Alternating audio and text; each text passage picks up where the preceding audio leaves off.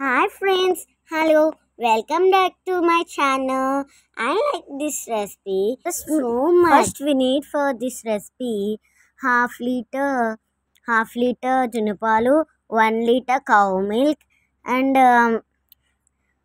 half kg bellam, 1 spoon మిరియాలు. We need to take. ఇప్పుడు బెల్లం చిన్న చిన్న ముక్కలు కోసుకొని పక్కన పెట్టుకోవాలండి. చితక్కొట్టుకొని అది మిక్సీ బౌల్లో వేస్తే మనం మిక్సీ చేసుకునే విధానం మెత్తగా అవుతుంది కాబట్టి పక్కన పెట్టుకుందాం. అది ఒక బౌల్లో జున్నుపాలు పావు లీటర్ చెప్పాను కదా మా పాప, అందులోనే 1 లీటర్ గేదె పాలు కలుపుకోవాలి. కలుపుకున్న తర్వాత ఏదైతే బెల్లం ఉందో ఆ బెల్లాన్ని తీసుకొని Subscribe my channel. Hello, friend. Please. And like and share to others.